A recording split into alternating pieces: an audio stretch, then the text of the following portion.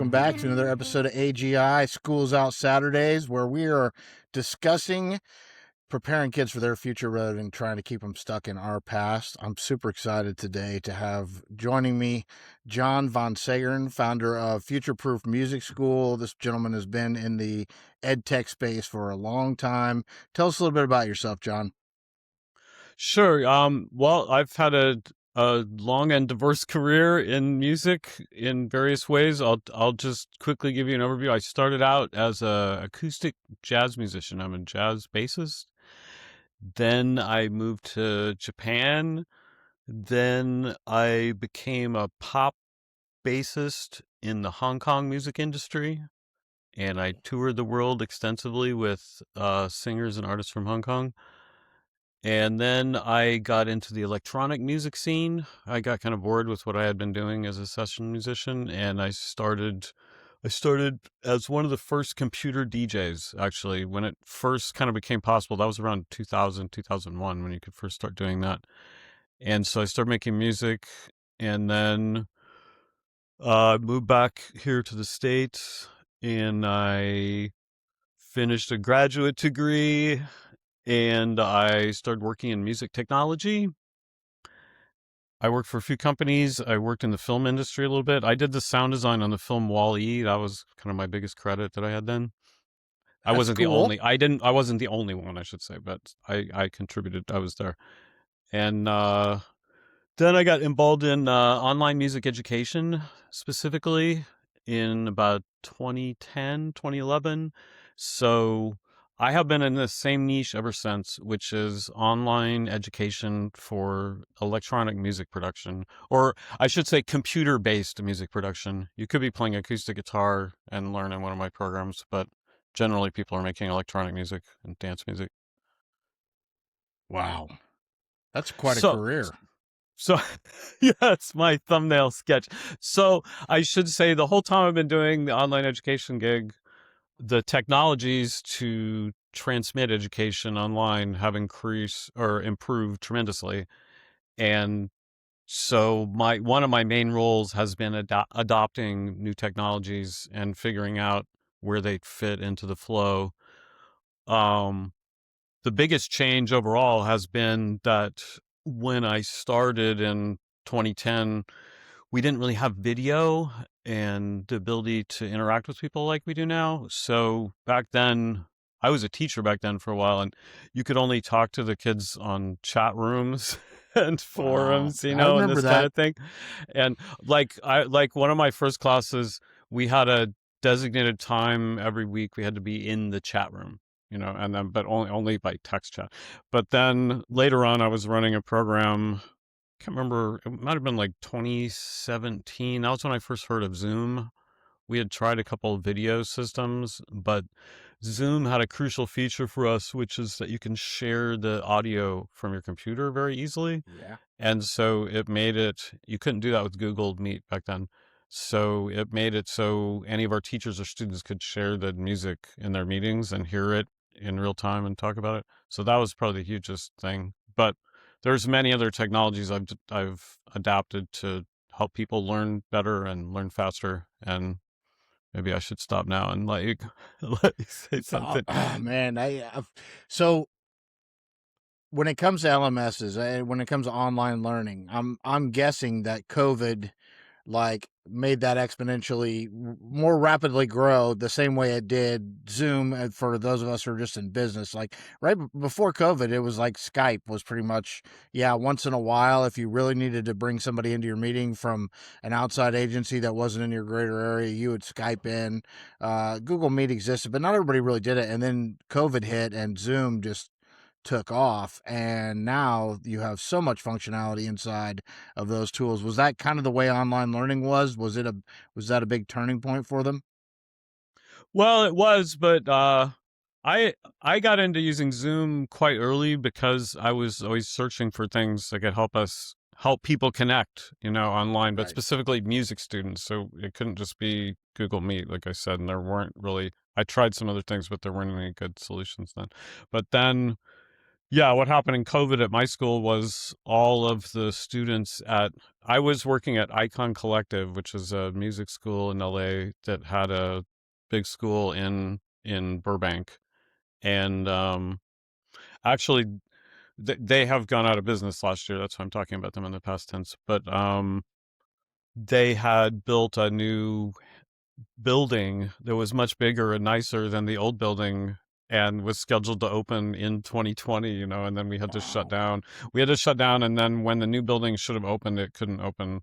And then eventually it could open, but people could only go in one at a time and use the studios. We couldn't have classes.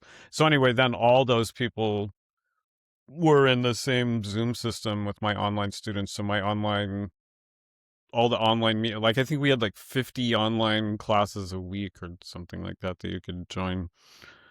So it was crazy. So that was really fun for a while, but then it came back to what it was. But I would say now, yeah, people are more comfortable with the concept of online education. A lot more people tried it then and kind of have a fair idea of what it is or where it fits in or whatever. Yeah, I had high school and college kids at the time, and they were pretty much driven to it. So it was definitely a different time. But you mentioned Wally. I got to get that out of the way before we go any further, because normally when I have a conversation with somebody outside of the education space about AI, the last question that I ask them is, if one movie had it right, what's it going to look like 10, 15 years from now? Is it, and I've always gone with Blade Runner, right? But I hear Wally a lot. And like, so I have to Yeah. ask you, like, how much are we setting ourselves up for a Wally kind of world, or are we going to do a lot better than that?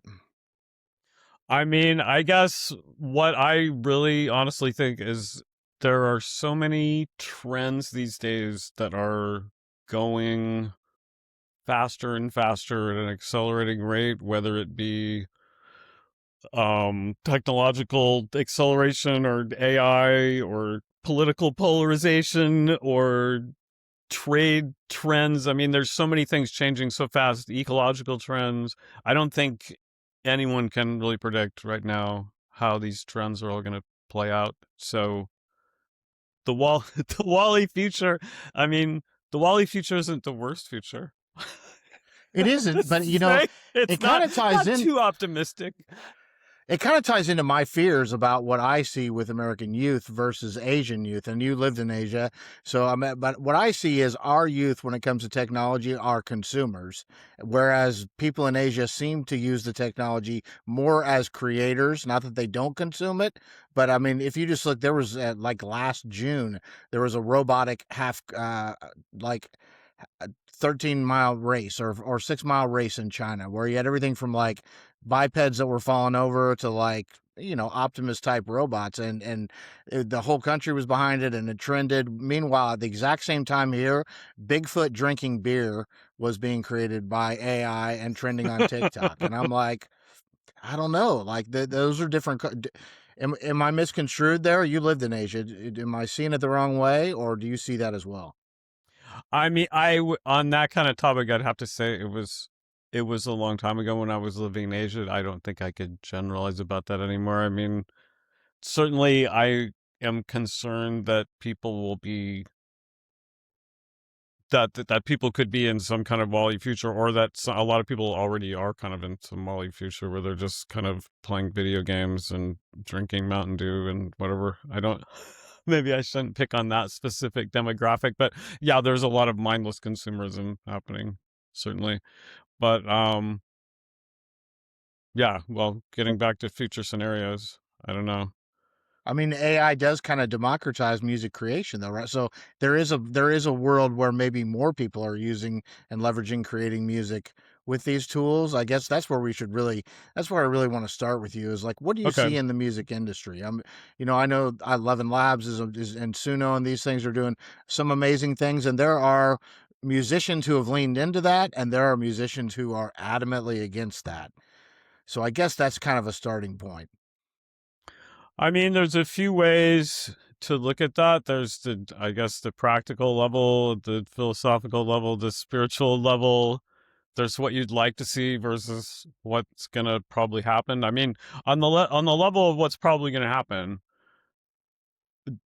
with those, with Suno specifically, and those big engines and their rivals, they're gonna work out some kind of licensing agreements where money flows back to the copyright owners, at least the big copyright owners, like the big labels that own hundreds and thousands of copyrights. And some form of that will be legal. Honestly, if that was not legal, people would use open source versions of it, and it will get increasingly hard to detect what was made by AI. So some version of those tools will be accessible to people in some version. And then on the level of should you use them, or will people want to use them, or do people want to hear music like that? I think there's different situations, there's different functions for music. There's different situations Mhm. where it gets used. So like one situation is you're in an elevator at a supermarket or something and you just hear some background music. You don't really care what it is. Sometimes it's nice to hear songs that you recognize, but it's fine just to hear some generic music for that, some generic lo-fi beats or something. On the other hand, there's there are artists that people identify, like Taylor Swift is the modern example. So millions of people identify with Taylor Swift and follow her songs about her love affairs and her heartbreaks and her personal stories of, personal development. And they identify with her. So she can't be replaced by AI music. She might end up using AI music in her flow. Who knows? Like some big artists like that probably will use AI music, but as long as they're telling their story and people identify with their story, I think that's what people really care about. So I feel like AI will be used by musicians. I don't think it makes musicians and musicianship obsolete, though.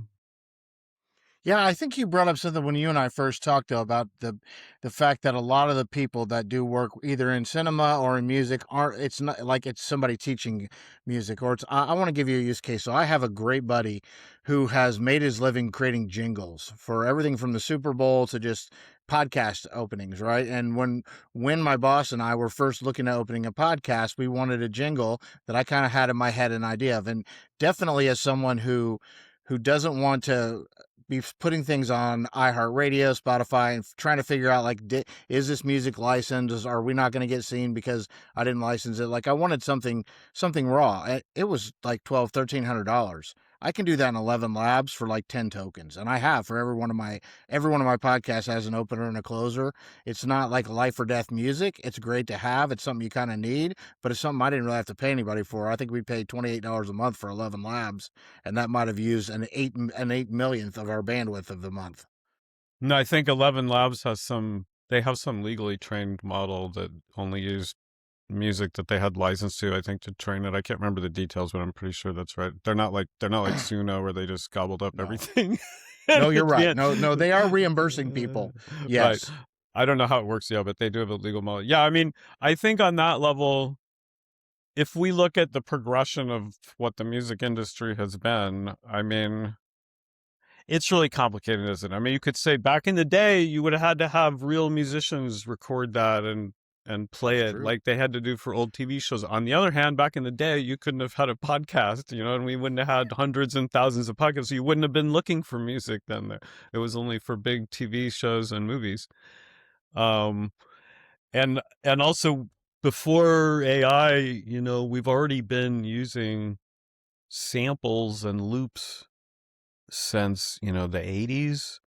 And Yeah, over time, there's all these sample loop libraries and templates and construction kits and things you can get for next to none. You can get 5,000 synth-based template loops for, $5. So, like for you, if you just wanted to put together little intros and stuff, you could just as easily go on Splice or go to some library and get it really cheap. I don't know if you ever looked into that, but there's tons of music. So, I guess what it really comes back to, Jason, is what we were talking about in our pre-call that, um, like in music, I believe that there will always be artists doing creative things with the latest technologies and telling meaningful stories about life that people resonate with and want to hear about. But a lot of musicians most musicians don't make their living by telling heartbreaking stories that people identify with. Most people have some kind of job, like they're teaching guitar or making jingles is one that people have done over the years. I don't think anyone started out their career thinking, "Oh my God, I'm going to write jingles," but it turned out that it was pretty good money for a lot of people. So I know a lot of people that have done that over the years. So, and also it kind of has to be custom where you have to interface with somebody. So, I mean, with the jingles, you could say you could make the jingles with AI, but still, like, it's like picking out the concept. Like, I could see what that would lead to is people trying out like hundreds of different concepts before they decide. You know Yeah, what I mean? I do. I do. I mean, for the jingles, I guess it depends on how big the project is and how long you need the music. Because to me, it's the same as stock images. Like I don't even use Canva anymore. I was one of those digital marketers that I would use stock images if I needed something really good. I might even pay $5 for one if I didn't want it to look like a stock image. I would go into Canva and like take backgrounds out and rearrange. I can just go into Nano Banana or ChatGPT now and say, hey, this is the image I want, and maybe give it 2 or 3 prompts, and I'll have an image that's pretty darn good and definitely good enough that I don't I I'm not trying to say that it's going to replace, but I do think it's going to take some jobs. I think that what you're talking about, I think artists, no matter whether you're talking about photography, cinematography, music, like the people who love to do that stuff are going to continue to do it and continue to create something that machines probably cannot quite match. And there's still going to be a market for it, but I'm guessing it's going to be a smaller market, and that anybody who wants to make money off of any of those industries is going to have to pivot with the industry, just like, the refrigeration people had to pivot when we stopped harvesting ice. Yeah, I think there's something to that. I don't know how it's all going to play out. I mean, personally with the school, we're trying to reach people who want to be the artists who are telling those stories with whatever technology is available. And I know those people are always going to exist, and they'll be the most serious students. But for the broader market, yeah, it's hard to say. It's hard to say what it means exactly. Well, we don't have to solve all the world's problems. I really wanted to hear about how you're using AI with those students that are passionate about music. Right. So what we've mostly focused on is using, as I was saying before, I've always been looking to use educational technologies that can help people learn things faster and better and easier. And so as soon as ChatGPT came out a few years ago, I could see that that is going to be it's going to have some major uses, obviously, and so already is I was first incorporating some chatbots where they just had some PDFs in them. They could answer questions for students about the school. And then I started to see more and more how the LLMs worked, as far as like you feed them the context and then they can give you the answer they want. It's really a question of trying to decide what goes in the front end to get the result you want out the back end.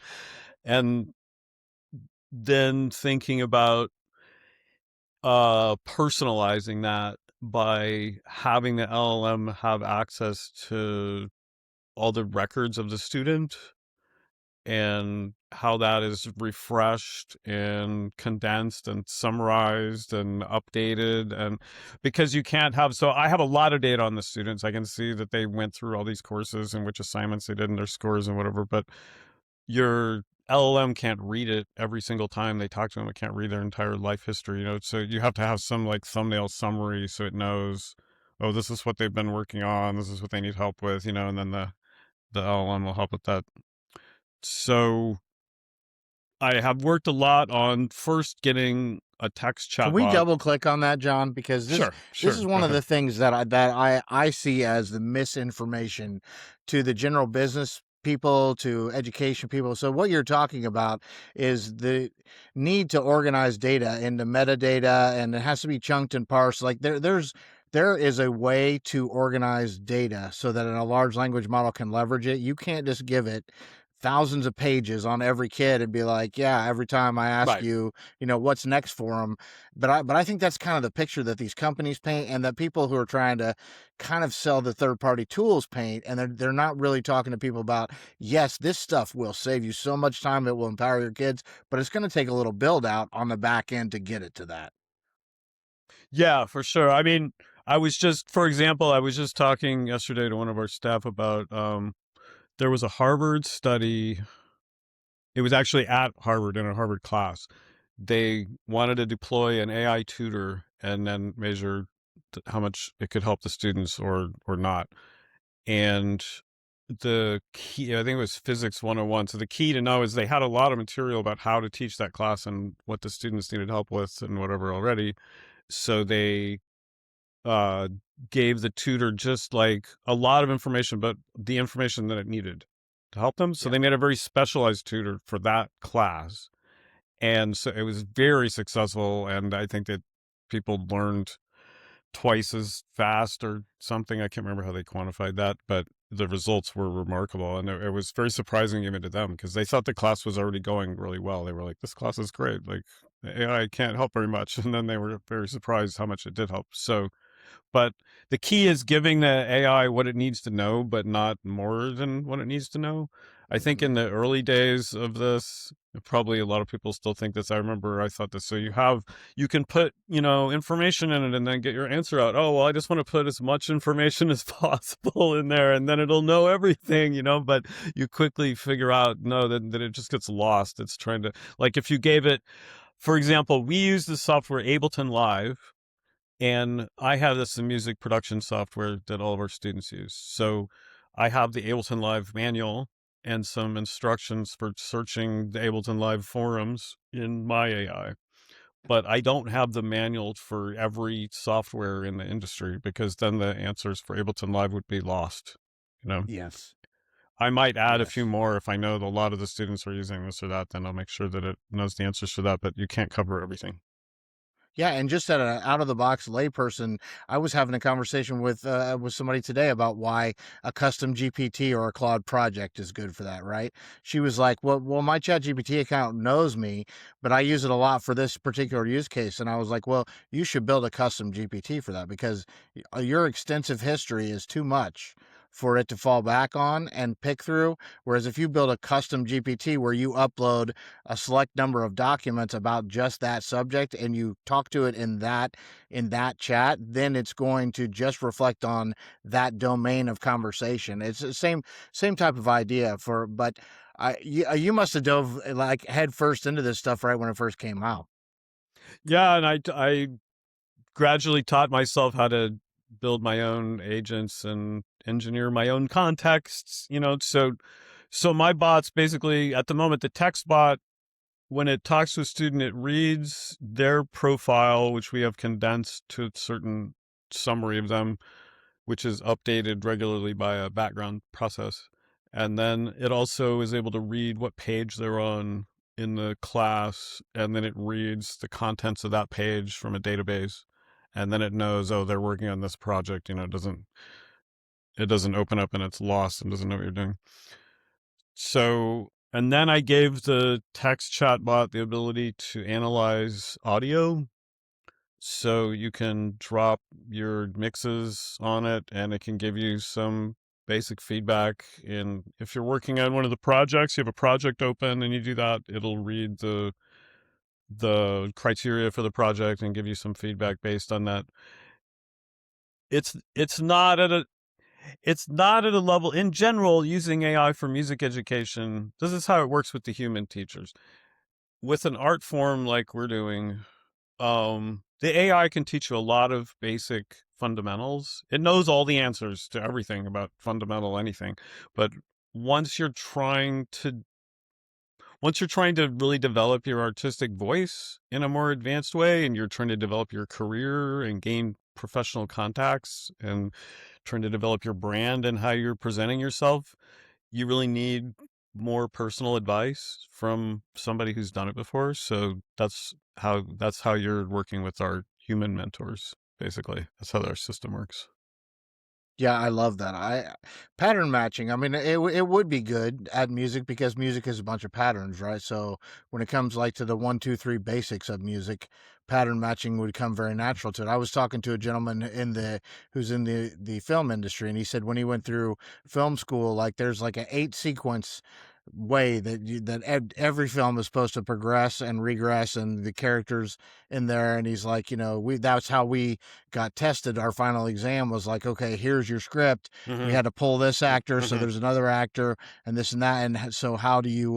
Was it you that was telling me that, or was it somebody else that told No, me that that? wasn't me, but that's interesting. I see. Okay, I mean, yeah, with my bot, what it tries to do is it tries to recognize what genre the music is, first of all, and that because that affects what the expectations are that you sure. should evaluate it by, and so then it's okay, this is a techno track, and then it will give you a report of what you might think of changing or developing. But since music is subjective, it's both easier and harder to teach than, say, mathematics. So if our bot was teaching mathematics, it would be really, really important that it always come up with Yeah. the right answer. But since we're teaching music, there is no right answer. So there are some guidelines though. So I've tried to guide the agent so that it tells the students, this sounds like a techno track. So based on that, you might think of doing it like this, but it's not going to tell them this is the right way. And if you don't do it like this, you're doing it wrong. You know what I'm saying? No, But I do. I think that's great. right. But at some point, if they want to really get good, at some point they need to be meeting and working with a human mentor that can tell them, no, you know what, this is fine, but this has already been done.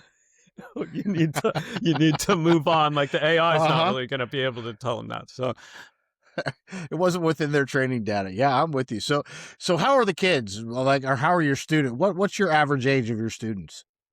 they're like early mid 20s. Most of them, it's Okay. probably average. On the one hand, some kids are starting younger. We're really not seeing anybody younger than college age. So, and then Are there they are some. embracing the AI? Well, it's we have really been keenly watching the students' attitudes towards AI, and now it's kind of become most of the students are using AI in their daily lives for Mm-hmm. the things that everybody uses ChatGPT for, to figure out recipes or go shopping or figure out what to do with their girlfriend or whatever it is. But they're not that interested in using AI to make music. Mm-hmm. So because well, there's a variety of reasons, but we have thought about having courses on AI music creation, but there's not really a lot of interest in it yet. So I could see that. I mean, I've got a 15-year-old, and I've watched her. Now, of course, I'm in Indiana. You're in California, so you guys are a little bit more progressive when it comes to adopting anything than the Midwest. But my 15-year-old, when this first came out in 2022, and I dove right in, I got eye rolls and like I thought I was weird. And then slowly over time, like I started noticing in Snapchat, she was using the AI. Eventually, everybody's using the Chat GPT to try to help with their homework. And then one day, not too long ago, she came to me and asked me why Claude was doing something, and I was like, why are you using Claude instead of Chat GPT? And she said, Chat GPT just tells me what I want to hear. It doesn't, and it talks in circles all the time. Claude's a lot better model. And I was like, you're model surfing. All right, now now you're now you're catching starting to on. graduate. Yes, now you're catching on. But I've seen so we also are right next to Purdue University, and I work in a healthcare company, and we have interns, and I've seen everything from public health interns who are in their 20s who like loves leveraging the tool because it shortens research time and this and that, to we had a public health intern who was adamantly against it, thought it increased disparities, that it burns up too much water, which TikTok burns up way more, but I don't want to argue with her. But there, I definitely see in that 20-year-old demographic like polar differences. Yet as we come into 2026, I'm starting to see the same thing, that everybody is kind of getting normalized for Hmm. daily use, but that doesn't mean everybody wants to turn it into a tool that they rule their creative or business life with. Yeah, and I think there is a lot to what you just said. For one thing, yeah, it is being normalized. I do expect that.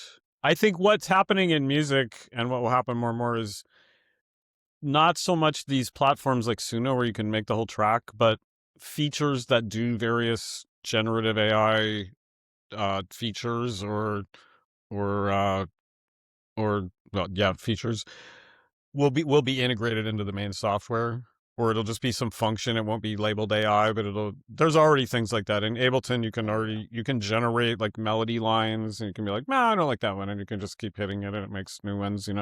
So it'll be things like that, and I think people enjoy using things like that. We work like that in music all the time anyway. You're always like twisting some knob to see what will happen, so it's not really any different. You're still picking out the result at the end. I just think people don't like the idea of making a whole thing that you then can't even edit at the end, really, because it's just all Yes. in one piece. So I think it will get more normalized for sure. Um, What about the but educators? Are they embracing it, or are they your teachers there at the school? Do they love it as a tool, or are they some in one camp, some in another? I mean, yeah, I don't see the teachers are not using AI to make music, except in some limited ways. But everyone's using AI to help them put something. I think everyone's discovered. Like I know one of the teachers was saving the transcripts. He was just doing this on his own. He was saving the transcripts from his one-on-one Zoom sessions and then keeping a file on each student, and then he would put them in ChatGPT. I think he was using, and they could say, what have we been working on and what we need to work on next time? You know what I mean? Give Yes. me a summary of what's going on with this kid. So I thought that was really cool. A couple of the teachers have actually started vibe coding also recently. Cool. I saw one of the teachers who he's an old school house music DJ, but he's always been up on the latest technology. JJ Hernandez is his name. He made an app because he was keeping his exercise data on Apple Health, I think, and he wanted to have something he could link it to that would analyze it and make graphs. I think that's what it was. So I saw he made that, and then he just made another one the other day that would it helped you make the sheets where you divide up the credit for songs when you make them. That's always kind of a pain in the butt for people. So my co-founder actually made his first mobile app the other day, which was you could take a picture of your closet and it would suggest new combinations of clothes for you to wear. I like There, that one a I've lot. known men in my lifetime who could definitely utilize that app. Well, I thought that was a fun one anyway. You could take that. I mean, I'm sure fashion companies will take that concept quite far, but um, yeah, I think it is being normalized for different things. I find I do find that most people I talk to, they use AI for everything except their main thing that they've learned for 20 years that they don't want to admit AI is good at now. Yeah. You know what I mean? Yeah. Everybody thinks everyone else's job will be eliminated by AI or whatever. And it's a lot more complicated than that, I think. I don't think maybe that's what we could talk about next. To get back to what something you were saying about losing jobs. I mean, it's such a mixed picture. I don't think anyone really knows what will happen because it's going to make a lot of people a lot more productive. Hmm. Straight up, you can do much more. So does that mean that there won't be as many jobs, or does that mean the economy will grow and there will be more things for everybody to do? Because when people are more productive, that's when the economy grows. So I think as a business owner, when you realize this is what I've started using Claude Code in the last couple of months to build my own automations to help run the company. And when you realize, oh my God, I can do 10 times much work, then you start thinking the most productive thing I could possibly do is get the people working with me to also use Claude Code, Yeah. Yeah. And then it starts to make you think in some interesting ways, like for people out there that aren't there's a lot of people that have normalized the use of ChatGPT to just ask questions like I'm making hamburgers tonight and how much onion should I use in the mix or something. But there's a whole level beyond that where you have your agents doing work for you 24 hours a day and whatever. And I don't know, what do you think about that? It's really interesting. I'd be interested to hear other people's opinions on that. Well, I do think it's interesting, and so I think that it's going to be a mix. I mean, if you're talking about big business, like they're always worried about the stakeholders or their shareholders for this quarter. So I do think you will see a reduction in jobs for a while in industry, in big industries. They will cut where they can. It'll make the CEO of the time look good. The shareholders will be happy. But I mean that only lasts so long. You can only eliminate new hires and bringing in entry level people for so long before you don't have people to become the next level up, because you never hired any entry level people, right? So, but what I do think it really will happen, I think that are a lot of disparities in the United States. I don't think they're just economic disparities. I think there are also motivational disparities, and those go completely across economic uh, economics. I mean, there are kids that live in inner cities who are just entrepreneurial and ambitious as hell and smart as a whip, right? I think probably the biggest disruption possibility in the next 10 to 15 years is that the 40% of the population that's most driven can leverage this technology to do 90% of the work. And then we kind of have to try to figure out what we do with the other 60% of people who aren't really all that motivated to begin with. Because it's going to be hard to hide when AI can do your job. You're going to have to do something to stand out. I mean, I see what you're saying, and it kind of makes me think something I talk about a lot with guys I work with. Ever since the internet was invented, and then Google, and then YouTube, if you're a very self-directed person that can, you're always seeking out, trying to learn things, then it's been a great time for you. It's easier and easier to learn things. And these days, people that are like that, they can learn anything. You could get a PhD equivalent in anything. But most people, being human, most people can't stay on track like that forever. Or they get diverted or whatever. They need some kind of guidelines, some kind of tracks to follow or path laid out for them, or at least some kind of branching paths they can take, like a video game. So that's what I'm trying to build. I think that's the role of school these days. Yeah, you could go on YouTube and learn most of the things, but you need to provide people with some guidance depending on what the subject is, I think. But That as far is as, the economic changes, yeah, if you're a person, that is what I was getting at. Like, if you're a person that can get into Claude Code and start to master it, which is really not about technical skills so much as it is kind of thinking logically through a mm-hmm. problem. And if you can do that, then you're going to be able to do incredible things. You'll be able to do an amazing amount of work. But I mean, realistically, that's not how human society has always been organized. Like, it's like people are saying, everyone's going to be an entrepreneur. And I'm like, really? Like, does everyone want to be an entrepreneur even? I don't think Right. that is a life that the majority of people probably want. Like, most people want to have kind of a stable life and do things that they like and see their friends and that kind of thing. So, um, so it's kind of, I guess it's kind of what you were saying, like the people that don't want to be entrepreneurs and seize the opportunity and build amazing new things with Claude Code or whatever, they might lose their jobs. And then what are we going to do with them? So there's going to have to be, what I can see is there's definitely going to be an economic dislocation that will have to be addressed by society. I hope that it's addressed in a productive way. Um, I guess the current situation in the United States doesn't give confidence that it will be, but hope for the best. A lot of things are changing. Who knows? I mean, we're all going to be confronted with this AI thing at the same time. So Well, I think you brought up the best point.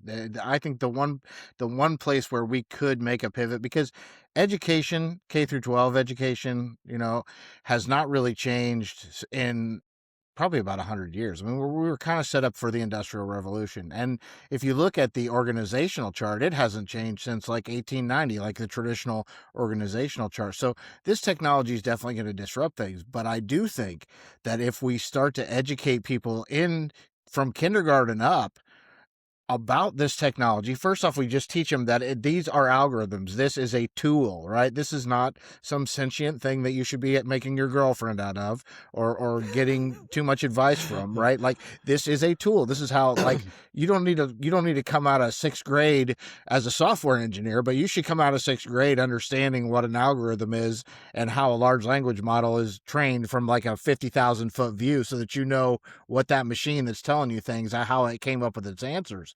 But if you're teaching kids that from the beginning, and then you start having these conversations about what should that look like? What would you like your future to look like? I know you do some design thinking in your education, and I think design has such a place at this table, whether it comes to like taking an ikigai model with every class, and saying, okay, what do you love?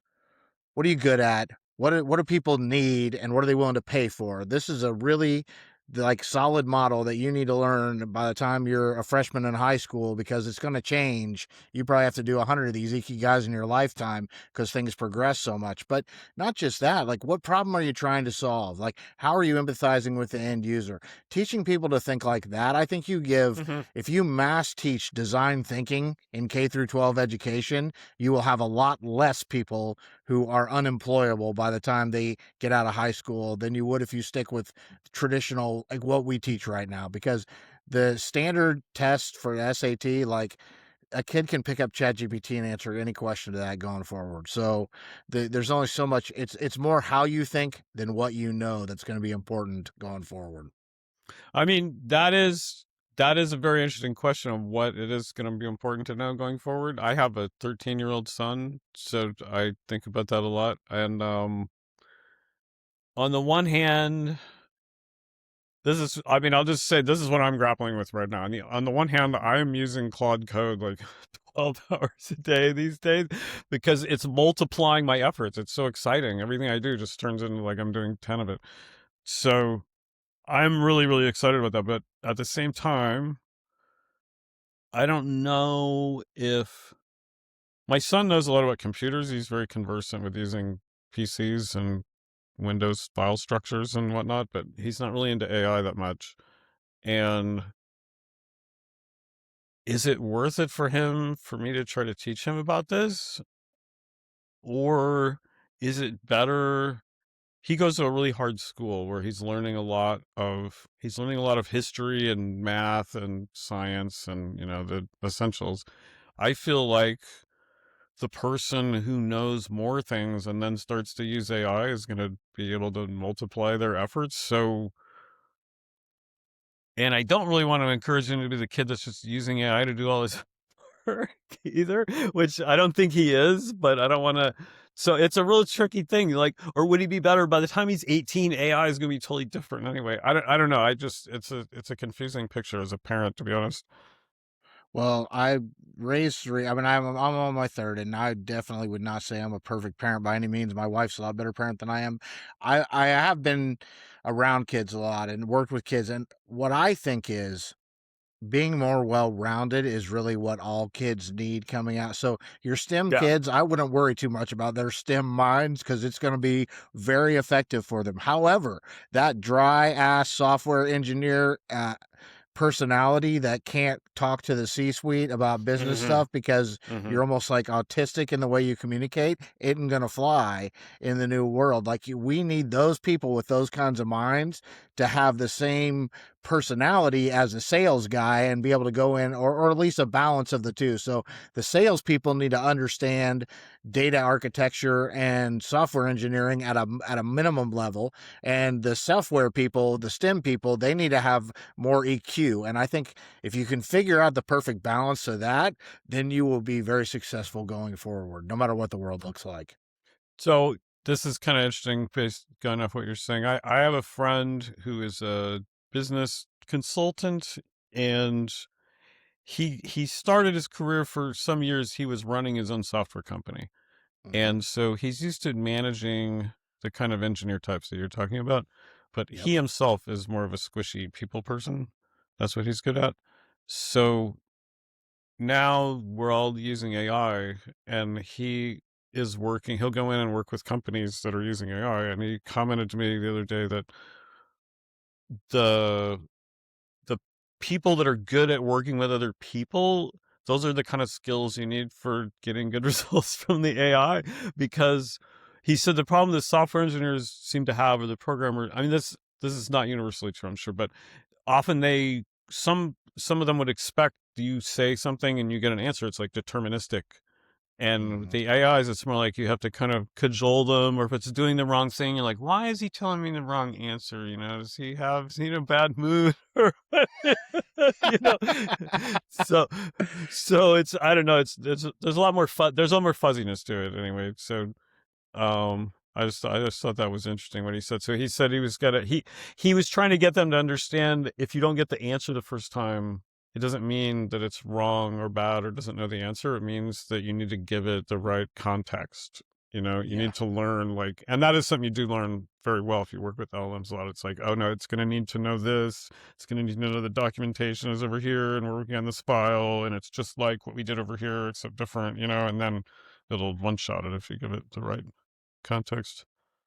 Yeah, I totally agree. And guys like him are gold. Now, I will say, as someone who has no background in computer science and is now at a lot of technical circles and in conversations with data scientists and software engineers, like they are, I that demographic has been very welcoming to a bunch of what I would call almost pseudo professionals who are trying to slide in with right.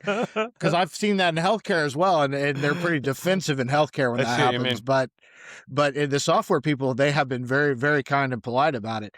But I do think that they're starting to realize that those amongst them who have those squishy skills that you're talking about, they're gold right now, right? Because they can work in both worlds. I mean, the other thing is, I have been able to go from being a power user of technology to being an app developer and AI Yeah. developer myself. But my friend, my ex colleague, who was a very good coder and developer, you know, 5 years ago, and got into AI, he is doing all these things I can barely even understand with AI. You know, he's coordinating these agent swarms and he has his own server set up. And so the people who are already very skilled in IT and software who did get into AI are able to exploit that and do even more, I think. And in music and in art, do you remember Dolly back when ChatGPT had Dolly, and it I used to love be the if first Dolly, the early I Dolly was had great. everything looked like it was like vomited sci-fi in a picture. I made all this But abstract art that was super awesome, and then when they updated it, it well, would only make like corporate logos and stuff, and I was like, see, that's what I learned because I was with somebody who was an artist who loved to paint and everything, and I'm like, I cannot get this damn thing to make anything that's worth looking at. That all looks like a bad sci-fi channel poster. And he sat down and typed in, artsy language, and all of a sudden this beautiful picture appeared. And I quickly realized, like, subject matter experts can still do mhm, better than it does absolutely, democratize to a point, but subject matter yeah. experts will get way better out of it. I mean, so that example of graphic design is a really interesting example of something I struggle with as a company owner too. So on the one hand, like if you have to have everything made by an artist, it's expensive and slow, and but it's fine. It's worth it. It's well worth it if you work with somebody who can make great designs that catch your audience. You know, it's totally worth it. But it's also, especially in the early stages of a brand, you want to iterate a lot to try to figure out what you're doing. And you can't afford to pay people like, oh, make another version of it. Oh, make it in blue, you know, Yep. this, you know. And if you could at least, so there's different ways you can look at it. You know, like one role I look at generative art as prototype or sketch out ideas and at least get it to, like, at a certain point you're not going to be able to edit it to make it like change the details the way you want or whatever, but if you can get it somewhere in the ballpark, you just saved everyone a lot of time and money to try to get the idea across. And then also, if you're, it's one thing to make one image, but if you're a company that is designing graphics for a brand on an ongoing basis, you know, you need to make versions of it and make it like this and like that. I know Canva can do some of that stuff, but what I'm saying is, like, I don't see that the role of graphic designer or brand artist is going to go away. exactly? I yes, and I mean I almost think You think it's for already gone? Coca-Cola, no. No, I know for Coca-Cola for something. Well, I mean they've already put it, like Publisher and stuff has already integrated Nano Banana, so that it is disrupting that market. And some of these things do ChatGPT and Google have pretty good pretty good image consistency. But I know what you're talking about. With a brand, you want to be able to change it at the pixel level and maintain the same consistency. At the same token, smaller business owners, like I think you might just see a lot more creativity. I Yeah, was going to yeah, ask you, I agree with that for sure. yeah, like the cover of the thumbnail for this podcast, the Schools Out podcast, for the whole first year was Alice Cooper's Schools Out album, and then an image of myself and whoever my guest was. Now I'm just going with the movie of the month. This month is Fast Times at Ridgemont High, and I'm just like one shot in a scene from Fast Times at Ridgemont High I with love the that two stuff. of It's us so in it. funny. It Yeah, it's it I is, and it's enjoy that. fun. I mean, you can't really get away with that if you're Coca-Cola or you're Chevrolet, right? But a lot of other businesses, like people may just start to embrace there being a brand feel, but a little bit more give in what the brand looks like on an ongoing basis. Yeah. I guess it's at some level, I guess all I'm trying to point to is at some level, yeah, a small business, maybe you can't afford that person, but having somebody to have the taste to oversee the brand and, make sure everything fits together and it's coherent, like that's definitely a role that people are going to have. But um going back to the idea of jobs again though, think about with coders and software people. It's always been, this is something that people are talking about a lot these days. Obviously, it's always been really expensive and time consuming to make software. You had to hire Hmm. people that made it. I can't believe that all this software is made by hand now that I'm making it with AI. It's Right? amazing. And like makes 5,000 lines. You're like, oh my God, somebody had to write that.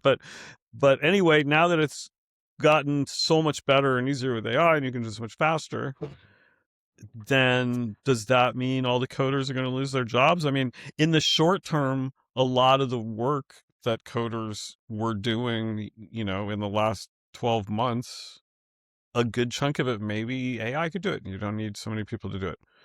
But especially like the lower level scripting and stuff, I would assume. But then you got to think like, is there like a maximum amount of software that the world needs? Or is it infinite? Like, so, you know what I mean? Could we have 10 times as much software doing all kinds of other things?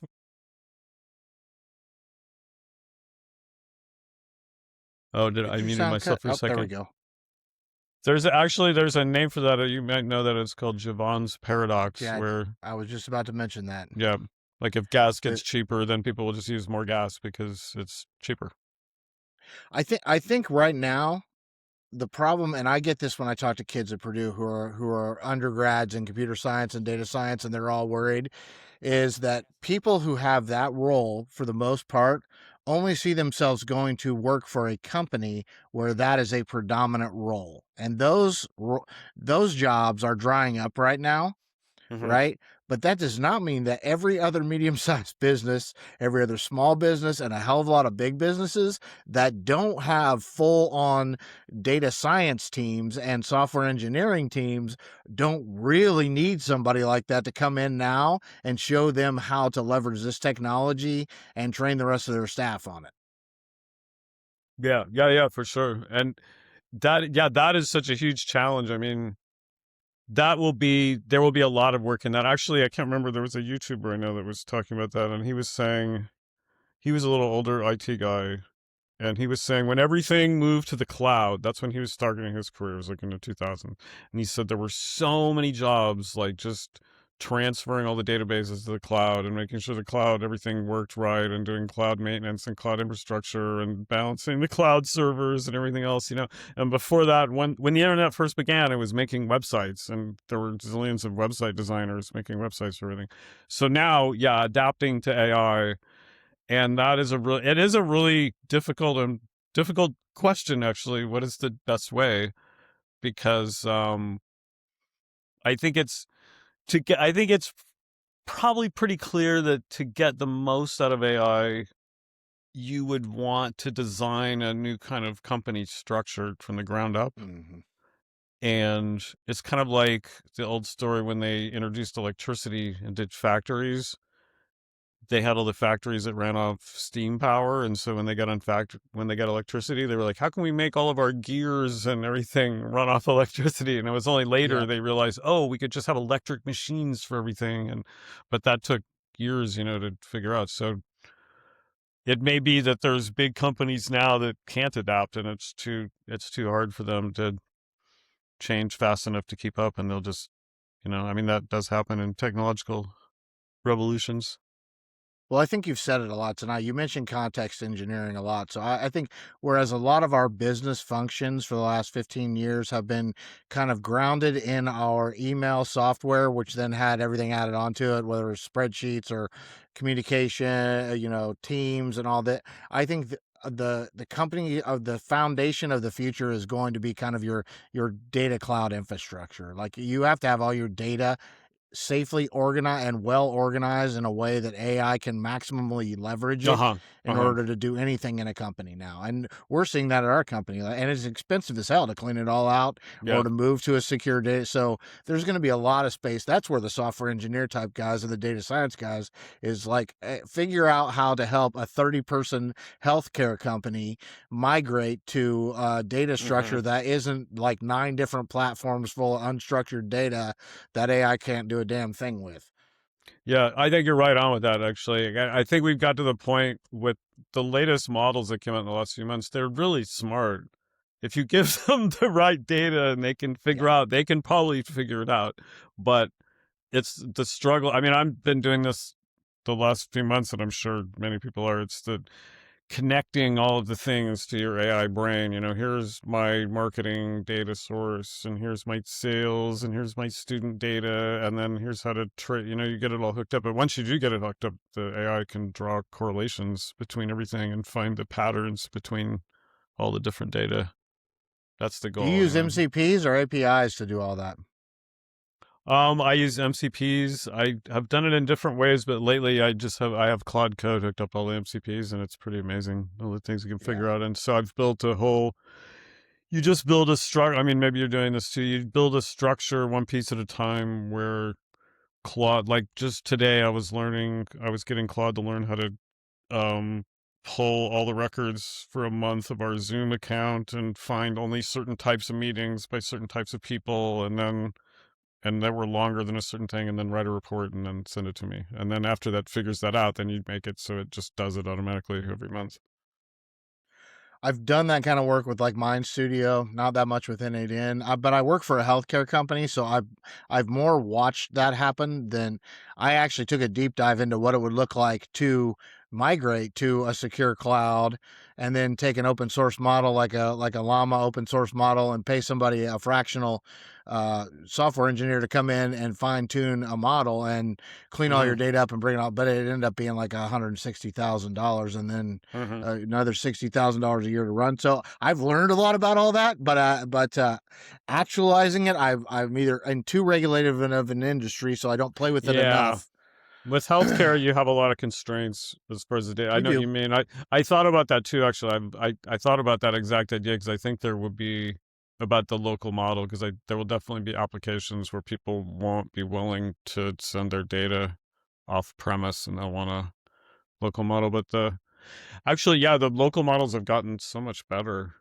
Yeah. Actually, I just been reading. I don't know if you keep up with this stuff like I do, but that was the release this week, Kimi 2.5 open Yep. source model. That one seems really, really smart. And I was reading people said if you have two Mac studios linked together, you can run it locally, which is not cheap, but still it's possible. I don't want to keep you all night, man. We're coming up on All an right. hour. We All should right. talk again because I enjoy talking to you. Yeah, sure. We can talk again sometime. I like talking What's about your this uh, stuff for sure. what's your favorite scene from Fast Times? You won't believe I have never seen it. Oh my gosh. I don't know I if you're come from allowed to the live in I come from a California. generation I'm almost embarrassed to admit, but no, I That's all never right. saw it. I never saw some of the classic movies from when we were growing up. I don't know why. I don't know. I guess I was a punk rocker. I was too disdainful of That's all right. Mainstream culture. All right, I can handle that. That's fair enough. Anybody ever tell you when you smile real big, you look just like Kevin Bacon? Oh, that's funny. No, nobody's. I guess I have had somebody tell me I look like Kevin Bacon before, but not too often. Yeah, well, you're a pleasure to talk to, John, and I think people are going to take a lot away from this. I love hearing somebody who doesn't have a software background, but who's learned how to build with this stuff, who's leveraging it, who's realistic about it, and yet, understands we do need to ask questions and be careful and make sure we're compensating people and everything else. So, any last thoughts you want to share before we get off here? I don't know. One thought is check out futureproofmusicschool.com. We'll definitely put that in the show notes, my friend. Another thought is, I guess I'll just leave with this. The latest, we should have talked to this about at some point, but the latest technology that we developed is a voice tutor that teaches music production that you can talk to. And the AI can see what you're doing on the computer and give you advice. I'm just testing it this week. So That's that's the cool. next thing we're going to roll out. Yeah, I think voice technologies have come a long ways, voice AI. And I Yeah. think a lot of voice AI is about to be introduced in a lot of industries. I don't disagree. I use Whisperflow. I don't even type anymore. Like I just hold down 2 keys on my keyboard and talk to my computer. I'm using that Google Live API, so it's not like you talk and then it talks back to you. It's a continuous stream where you can interrupt it, or it's like a continuous conversation. There's no breaks in it. And it can see your screen, and it can analyze your music, and it can talk to your software. And yeah, it's pretty neat. It opens up new kinds of uses when you can just kind of casually talk to it instead of having to type everything, especially for music, because how are you going to, a lot of the questions you have, sorry, I'm going on and on now, but so a lot of the questions you're going to have about music aren't going to be things you can easily type, you know? Mm-hmm. But Yeah. if you can kind of ramble on, you'd be like, oh, this is it's too loud, but is it, too big, or is it, too narrow? And somehow if you go back and forth with the AI, you could figure out what you're trying to talk about. But I don't know, it makes it a lot more useful. You're definitely going to be a guy to watch. All right. Well, it's good talking to you, Jason. And thanks for having me on. You as well. I will have you on again. Okay, cool. Whoa, man. Did things just get real? Looks like this dude's riffing on 11 Labs. Is this guy using 11 Labs? And I wonder what model he'll work with next week? Yeah, ride that wave.